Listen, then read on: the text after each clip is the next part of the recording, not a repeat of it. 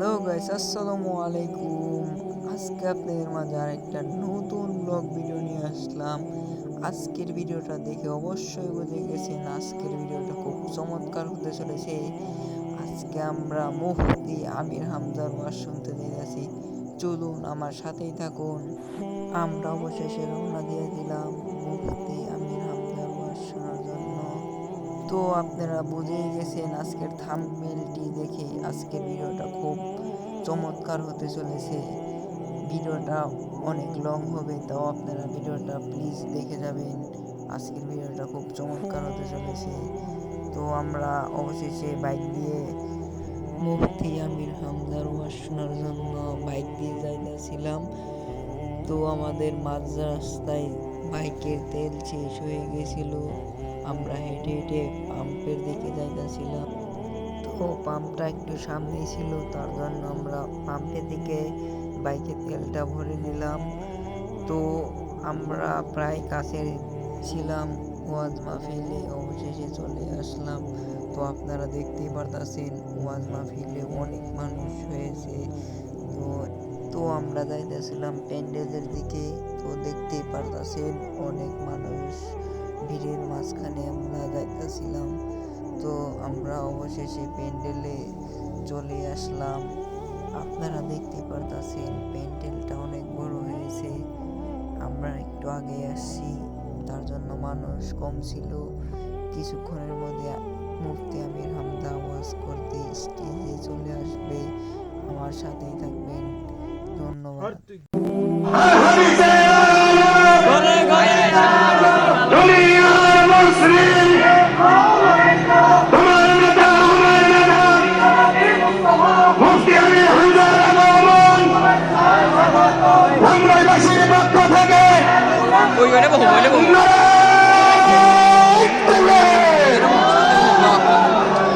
এখনই আমাদের সম্মুখে প্রধান মেহমান উপস্থিত হতে যাচ্ছেন।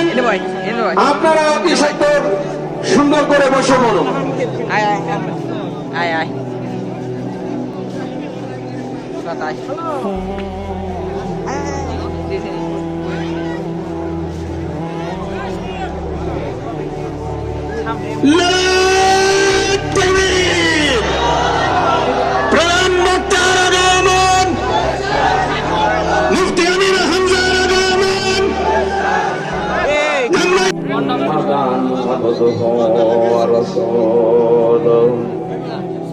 أعوذ بالله من الشيطان الرجيم.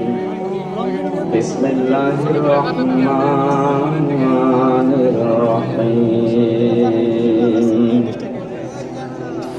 إن أول بيت وضع للناس الذي ببكة مباركا وهدى للعالمين.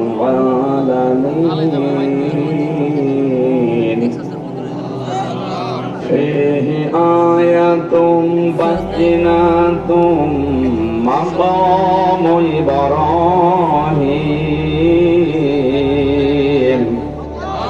ومن دخله كان آمنا ولله على الناس حج البيت من استطاع إليه سبيلا ومن كفر فإن الله غني عن العالمين.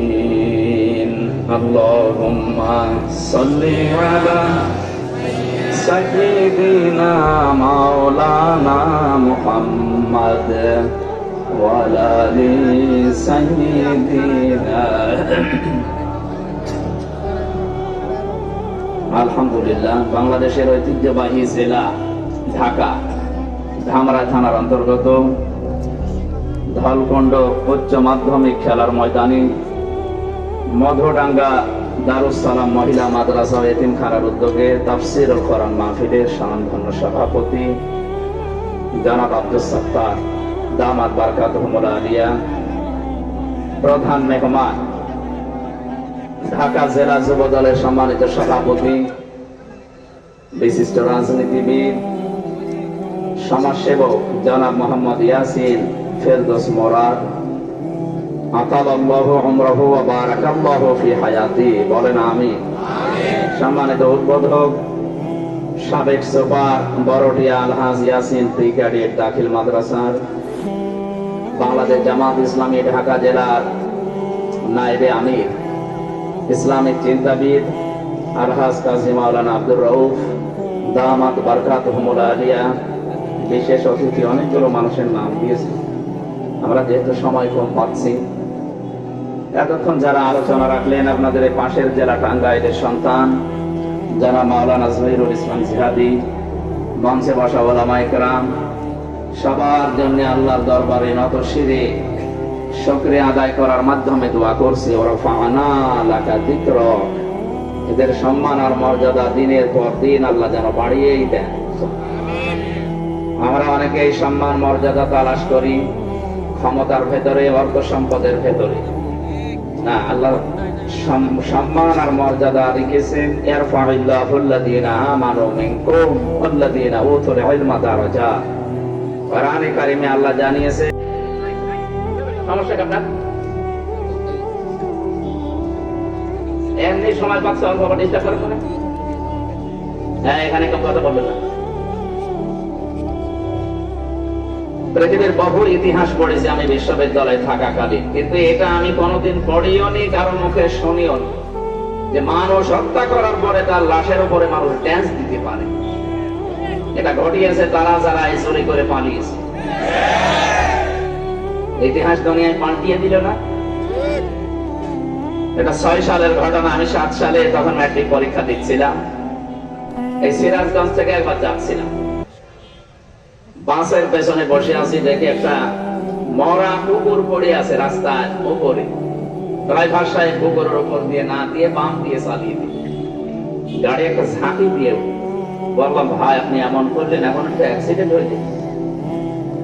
বলছে, দেখেন না একটা মরা কুকুর পড়ে আছে, আমি ডবল করে ওর উপরে চাকা চালিয়ে দেবো, আমার বিবেক নেই? তো মরে গেছে, ওকে মারলেই কি আর না মারলেই কি, ওকে টের পাবে? ড্রাইভার আমার দিকে ঘুরে বলছে, হুজুর আপনি কি আসলে হুজুর নাকি ভুল ধরেছি? হ্যাঁ, আপনি কেমন হুজুর? আপনি দেখেন একটা মরা কুকুর পড়ে আছে, আমি ডবল করে চাকা চালাবো, আমার বিবেক নেই? এই কথা শোনার জন্য আমি ছিলাম। আপনার নাম কি? সুব্রত। তার মানে বোঝা যাচ্ছে লোকটা কিন্তু কথা বলছে না। বললাম, ভাই আপনার বিবেক আছে কিন্তু ঈমান নেই।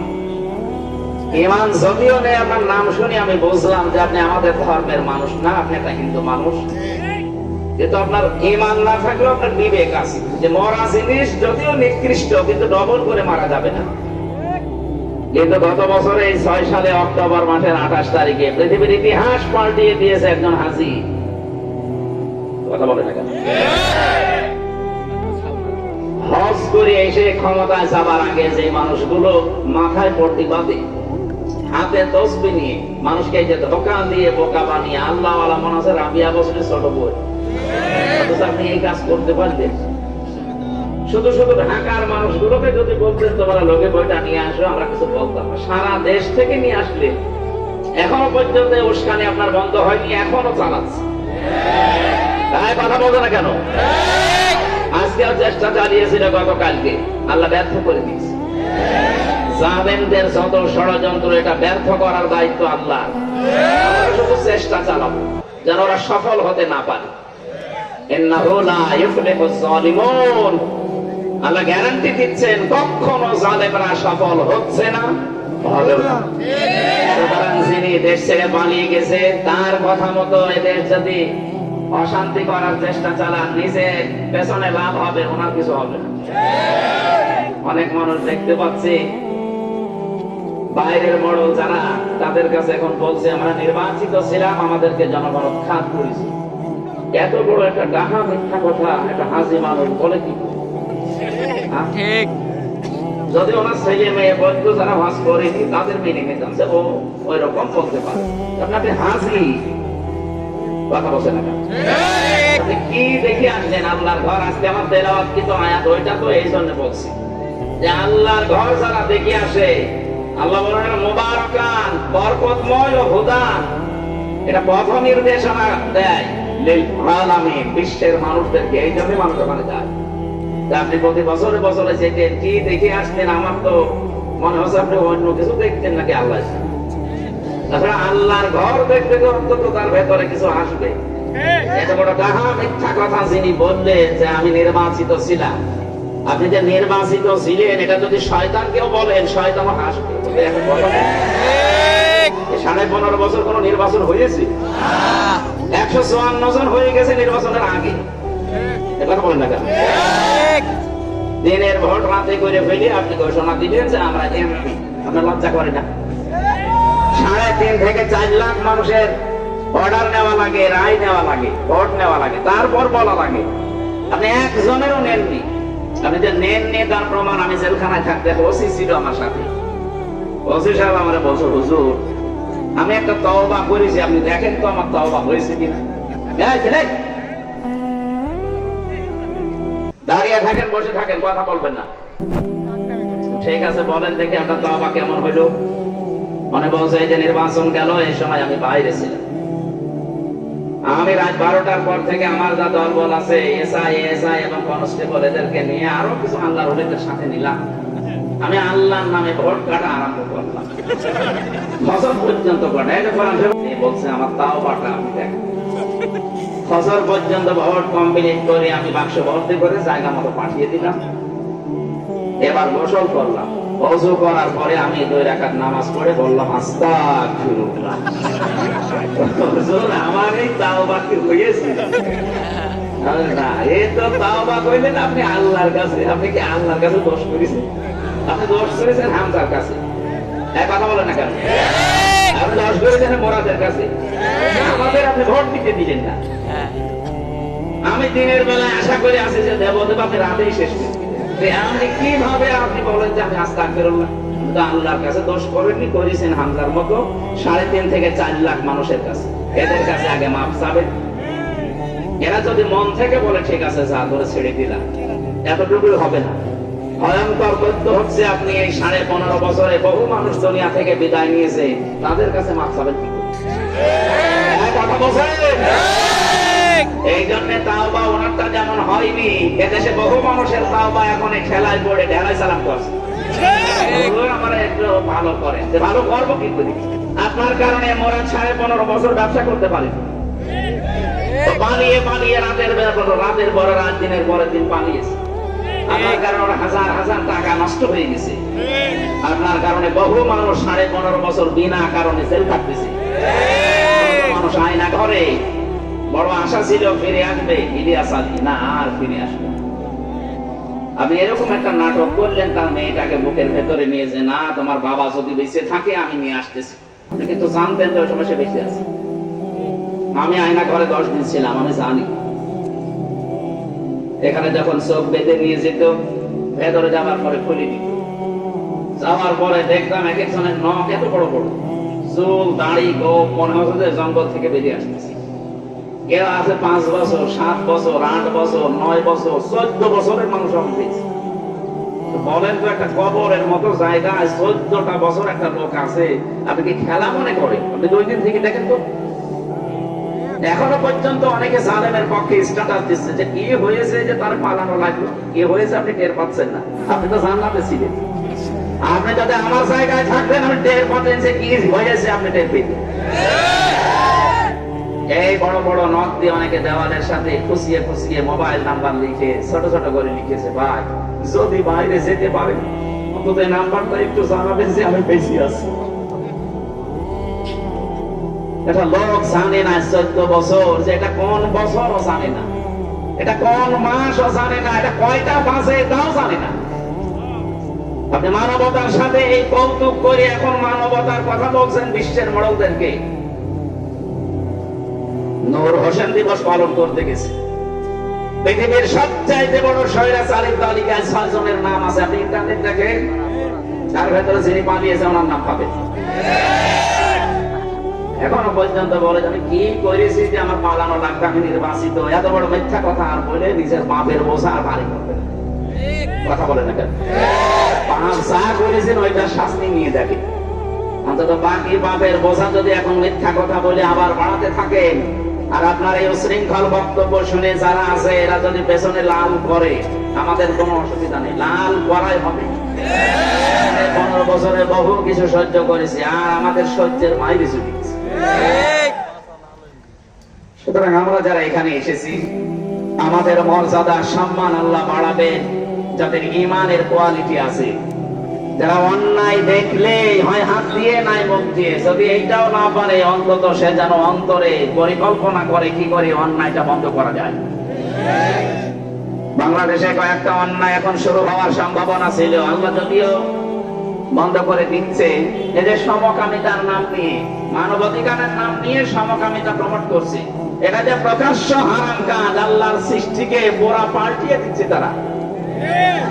এদেশে একটা মুসলমান জীবিত থাকতে পৃথিবীর যত বড় শক্তিশালী রাষ্ট্র হোক, এদেশে আল্লাহর এই হারাম কাজের কোন অফিস ঢাকাতে আমরা করতে দেব না। এতে জীবন যায় যাক, থাকে থাক। ইব্রাহিম আলাইহিস সালাম আমাদের জাতির পিতা, বানানো কাউকে আমরা মানি না, মানতে পারি না। আল্লাহ বলেন হুয়াজিতাবাকুম, আমি তোমাদেরকে নির্বাচিত করেছি। ঢাকাবাসী বিবেক দিয়ে বলবেন, নির্বাচিত করা হয় সেই পদ্ধতির মাধ্যমে, তার নাম নির্বাচন। বলেন বলেন, নির্বাচন সিস্টেমই তো আপনি ধ্বংস করে ফেলেছেন। এটা বিশ্বের কাছে বলতে পারেন না যে আমি নির্বাচন তুলে দিয়েছিলাম, তখন আপনি ছোট পিঠা খাবেন। এটা বলে না, বলে আমি নির্বাচিত সরকার। আমার মনে হয় ঘোড়াও যদি কথা শোনে, ঘোড়াও বলবে যে আমি তার হাসতে পারি না, ঘোড়াও হাসবে। কি আশ্চর্য, এত বড় বেহামিত্যার কথা মানুষ বলে। সম্মানিত ভাইরা, এই জন্য আমাদেরকে আল্লাহ নির্বাচিত করেছেন। এখানে যারা এসেছি, এই আসনের ভেতরে কমপক্ষে 3.5-4 লাখ মানুষ বাস করে, শুধু ভোটার সব মিলে প্রায় 8-10 লাখ মানুষ হবে। তার ভেতরে আল্লাহ বাছাই করে করে কোরআন শোনার জন্য, বোঝার জন্য এখানে নিয়ে আসলে অবশ্যই আল্লাহ আমাদেরকে ভালোবেসেছে। খুশি হয়ে বলেন আলহামদুলিল্লাহ। যত যাবে আপনার এই জ্ঞান অনুযায়ী যদি আপনি কাজ করতে পারেন, আপনার মর্যাদা আল্লাহ বাড়াতেই থাকবে। এই জন্য দুনিয়াদার যারা, ওরা যত মুরব্বী হয়, যত বুড়ো হয়, তাদের সম্মান আল্লাহ দুনিয়ার মানুষের কাছে নষ্ট করে দেয়, কমাতে থাকে। আর যারা এলেম অনুযায়ী কাজ করে, দেখবেন তাদের মর্যাদা দিনের পরে দিন আল্লাহ বাড়াতেই থাকে। প্রশ্ন আসতে পারে, তাহলে বাইতুল মুকাররমের যে ইমাম ছিল, ইনি তো আলেম, ইনার মর্যাদা নেই কেন? এনারে মানুষ এখন শুনলে ঘৃণা করে, নাম শুনতে পারে না। আরে ভাই, উনি আলেম, নামের আগে শুধু এটুকু লিখা, বাস্তবে কোন কাজটা আছে আলেমের? একটা নৌকা মার্কা নিয়ে দাঁড়াতে পারে, এটা কেউ আলেম বলতে পারে? ও যদি পুকুর মার্কা নিয়ে দাঁড়াইতো, তাও পাস করতো। একটা অভিশপ্ত ঘৃণিত জিনিস নিয়ে আপনি দাঁড়ালেন, ওটাই উঠতে গিয়ে তো সালমান ইব্রাহিম ধরা দিয়েছে, ওইটা দিয়ে পালাচ্ছি। দরবেশ দাড়িটা যদি না কেটে অন্য কিছু দিয়ে পালাইতো, তাও তো হয়তো ও পালাতে গিয়েছে নৌকা দিয়ে। ও আগে যে ডুবে গেছে, ও টের পাচ্ছে। এই জন্য আল্লাহওয়ালা মানুষ যারা, আল্লাহ আমাদেরকে যেহেতু নির্বাচিত করে এখানে আনলেন, অবশ্যই আল্লাহর একটা উদ্দেশ্য আছে। মাইয়ারিদিল্লাহু খায়রা ইউফাক্কিহু ফিদ্দীন, তোমাদের ভেতরে আল্লাহ যার কল্যাণ চান, তাকে দ্বীনের কিছু জ্ঞান দান করে।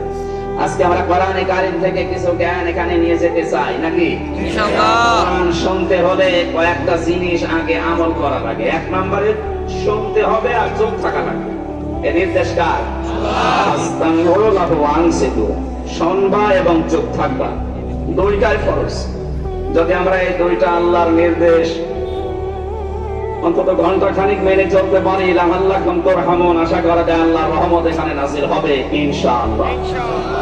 এখন আসেন আমরা যারা বলতে আসি, এই যে জহিরুল ইসলাম ভাই বলছিলেন এতক্ষণ, আমি এখন বলবো, আমার পরে যদি আরো কেউ থাকে যারা কোরআন প্রচার করবে, তাদেরও আল্লাহ কিছু দায়িত্ব দিয়েছে। আল্লাহ রাব্বুল আলামিন বলেন, কিতাবুন উনজিলা ইলাইকা ফালা ইয়াকুন ফি সাদরিকা হারাজাম মিনহু লিতুনযিরা বিহি ওয়া যিকরা লিল মুমিনিন।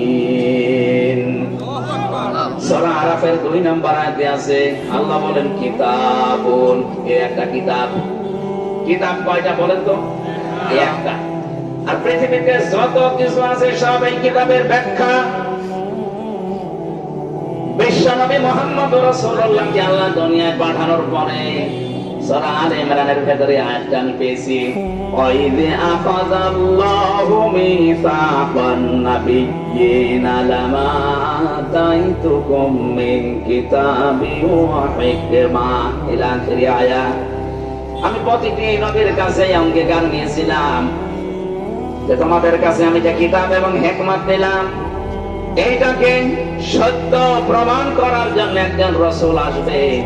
ওই রাসূল যখন এসে যাবে তোমাদের প্রতি কিতাব এবং হিকমতের সাক্ষ্য দেওয়ার জন্য, সত্যতা প্রমাণের জন্য মাস্ট বি, লাম আছে এখানে, লা নুকমিনান্না বিহি ওয়া লা তানসুরুন্না, অবশ্যই তোমরা তার প্রতি বিশ্বাস করবে, ঈমান আনবে এবং তাকে সাহায্য করবে।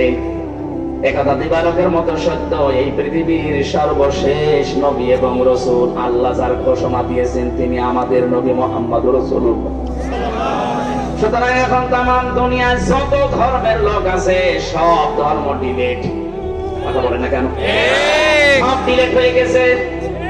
অনেকে সনাতন ধর্ম বলতে মনে করে হিন্দু ধর্ম, না, এটা মিথ্যা কথা। সনাতন মানে পুরাতন। সনাতন মানে কি? পৃথিবীর পুরাতন ধর্ম ইসলাম। এর আগে কোন ধর্ম দুনিয়ায় ছিল? আরো জোরে বলেন। ইসলামের আগে দুনিয়ায় কিছু ছিল না, ইসলামের পরেও কিছু থাকবে না। এখন ৪৫০০-এর উপরে ধর্ম চলছে তামাম দুনিয়া মিলে। এটা বন্ধ হয়ে গেল কেন?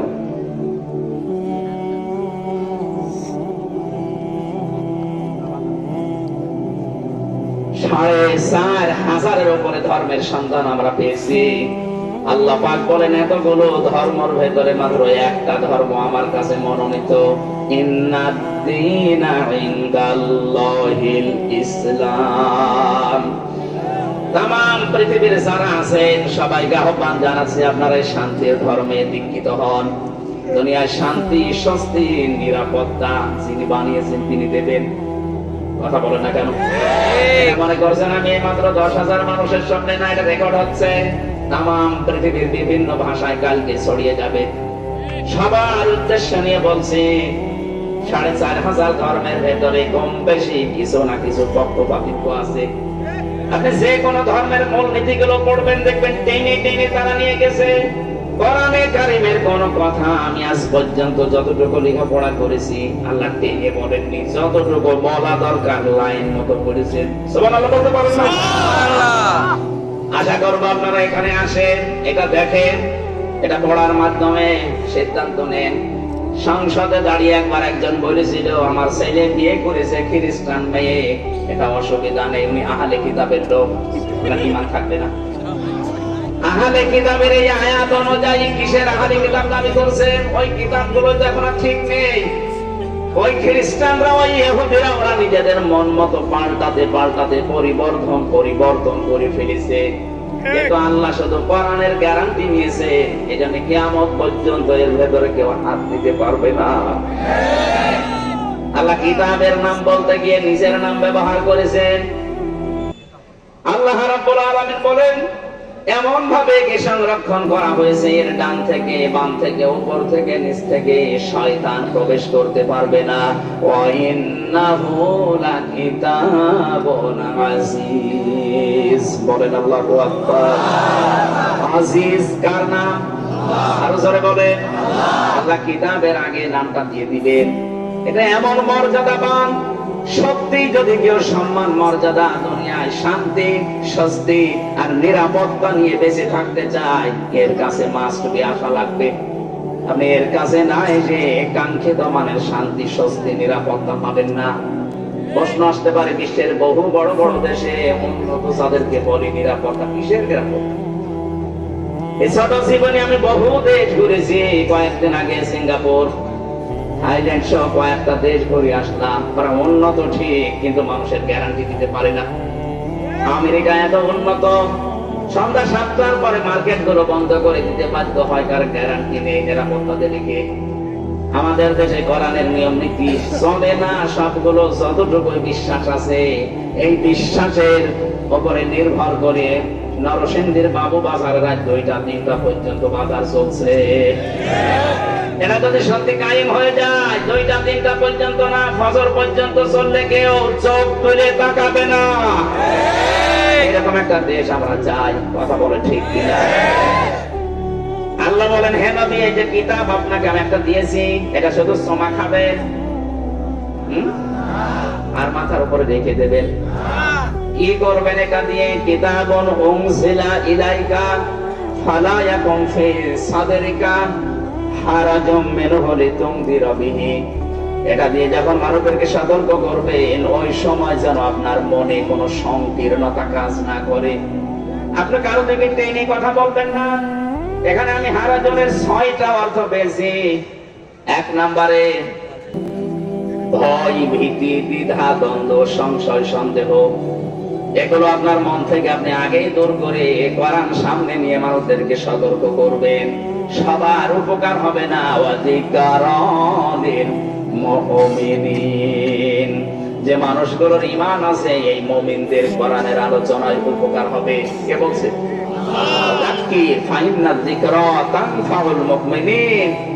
আপনি আলোচনা করেন কোরআন দিয়ে, যে মানুষগুলোর ভেতরে ঈমান আছে এদের উপকার হবে। তানফাউ, এটা মজারে, বর্তমান, ভবিষ্যৎ, প্রেজেন্ট, ফিউচার। সত্যি যারা এখানে শুনছে কিছু না কিছু হলো আপনার ভেতরে কিছু আসবে, মাস্ট বি আসবে। এখন যদি নাও আসে, যেহেতু তানফাউ, বাড়ি যাওয়ার পরে বিছানায় মাথা দিয়ে, বালিশে মাথা দিয়ে আপনার মনের ভেতরে একটা প্রতিক্রিয়া আসবে। এটা আপনার হেদায়েত পাওয়ার মতো মন থাকে। আল্লাহ যেন ওইরকম কিছু আমাদের সবার জীবনে দান করেন, বলেন আমিন। তাযাক্কির বিল কোরআন মা ইয়াখাফু Eid, so admonish and by the holy Quran him who fears my threat.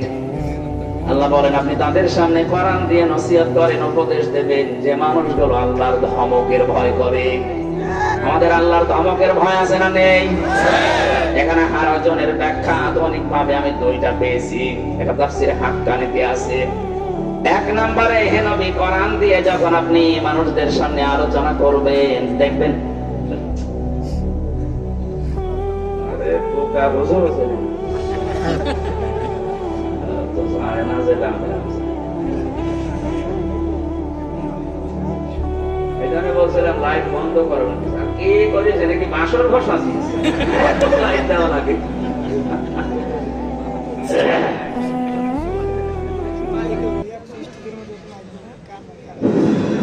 আমরাই বাসে আমরা প্রথম ব্যাখ্যা কি বললাম? কোরআন যারা শুনতে আসে, আপনার সামনে এমন মানুষ বসে আছে, কোরআনের কথা বক্তব্য শোনার পরে ওরা না বোঝার কারণে রাগ করতে পারে। এরকম মানুষ দেশে নেই? এই 15.5 বছর আরো বেশি ছিল। যেটা বোঝাতে চাই কোরআন দিয়ে, সেইটাই ওর বিরুদ্ধে যায়। একবার খুলনায় গিয়েছিলাম, রূপসা থানা সম্ভবত সভাপতি উনি, ওই থানার যারা পালিয়েছে ওই দলের সভাপতি। আমাদের বলছে, হুজুর, এখানে বিভিন্ন রাজনৈতিক দলের লোকজন আছে, আপনি সাংসারিক জীবনে কেন গন্ডগোল হয় সেটা বলেন। ঠিক আছে, এখন স্বামী স্ত্রীর গন্ডগোল হয় 5টা কারণে, আর এটা মেটাতে হয় 5 কারণ দিয়ে। কোরআনে কারিমের সূরা নিসা 34-35 নম্বর আয়াতে আল্লাহ ব্যাখ্যা দিয়েছেন। আমি একেবারে লাইন আকারে বলতে আরম্ভ করলাম। মাহফিল শেষ করে ওনার বাড়িতে খাবার খাওয়া যে গেছি, মুখ গোমরা করে আছে। কি রাগ হয়ে গেল কেন? হুজুর, আমার বউর সাথে যে আমার গন্ডগোল, আপনি জানলেন কি করে? কি করে জানেন? না, আপনার মনে হয় কেউ বলে দিয়েছে। আপনি যা যা বললেন এইটাই আমার আজকে দিনের বেলা হয়েছে। আমার কেউ বলে দিয়েছিল না, বলেছে একজন। 1500 বছর আগে কোরআনে কারিমে আল্লাহ আগেই জানিয়ে দিয়েছেন যে এই কারণে গন্ডগোল হয়। কথা বলে না কেন? ওইটা বললে ওর যদি দিনের বেলা ওই রকম কাজ করে, ওর মিলবে না। বলেন বলেন। এখানে কোরআনের আসল যে বক্তব্য না বোঝার কারণে রাগ করতে পারে, মন খারাপ করতে পারে, এরকম শ্রোতা দেশে আছে। দ্বিতীয় নম্বরের ব্যাখ্যা পেয়েছি, এইটাই আমার মনে হয় এখন আসল। হে নবী, আপনি যখন কোরআন ব্যাখ্যা করবেন, আবহমান কাল থেকে এই দেশে বহু মানুষ আন্দাজে ইবাদত মানিয়ে ইসলাম মনে করে পালন করে, বাংলাদেশ, ভারত আর পাকিস্তানে বেশি আন্দাজে একটা জিনিসকে ইবাদত মনে করে চালিয়ে যাচ্ছে, অথচ ওটা কোরআনেও নেই, হাদিসেও নেই, ওটা বানানো। আপনি যখন কোরআনের ব্যাখ্যা করবেন তখন তো এগুলো টিকবে না, কারণ পৃথিবীর যত বানানো ইবাদত আছে সব অন্ধকার। একথা বলে না কেন? আর অন্ধকার ভালোবাসে দুনিয়ায় তিনটা প্রাণী, পেঁচা, বাদর আর শামসিকা। এজন্য দেখবেন এরা দিনের বেলায় বের হয় না, দিনের আলোতে, সূর্যের আলোতে পাবেন না, রাতের আধারে অন্ধকার বলে পাবেন। রাতের আধারে বের হয়ে স্থির থাকে না, মানুষের ফসল নষ্ট করে।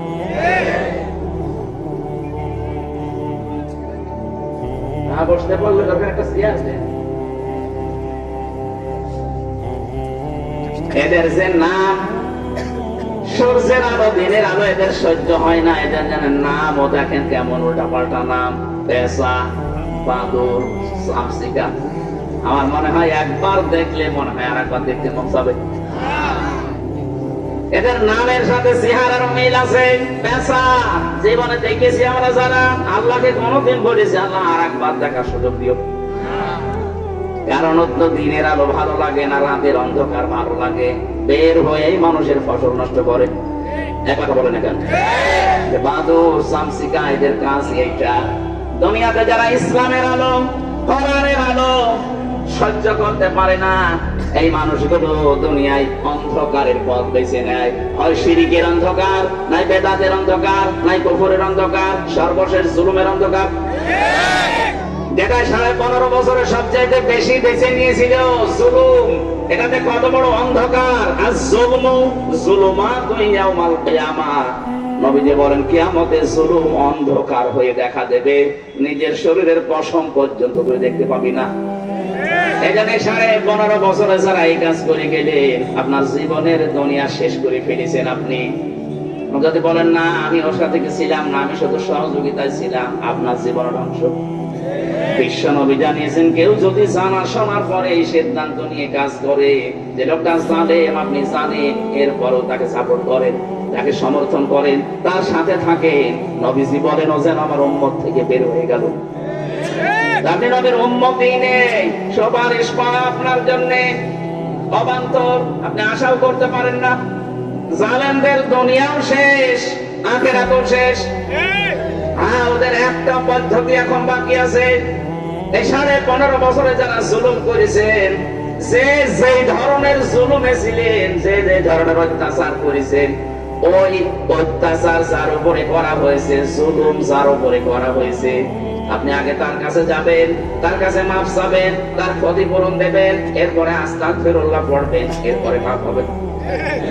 আমরা অনেকে মনে করছি যাই করলাম, এখন একবার আস্তাগফিরুল্লাহ পড়ে নিয়ে ওসির মতো হবে, বলেন হবে না কেন? এবার একটা হাদিস বলছি, এদিকে তাকান। একটা যুবতী মেয়ে এসে বলে, হে রাসূল, আমি জিনা করেছি, গর্ভবতী হয়ে গেছি, দয়া করে আপনি আমার উপরে হদ জারি করেন, আমাকে মুক্ত করেন এই পাপ থেকে। কারণ আমি জানি কোরআনে কারিমে আছে 3টি অপরাধের শাস্তি আল্লাহ ডবল করে দেবে। কয়টা? আরো জোরে বলেন। সূরা ফুরকানের 68 নম্বর আয়াতে আছে, ওয়াল্লাযীনা লা ইয়াদউনা মা'আল্লাহি ইলাহান আখারা। এই দুনিয়ায় যারা আল্লাহর সাথে অন্য কাউকে ডাকে, তাদের শাস্তি হবে ডবল।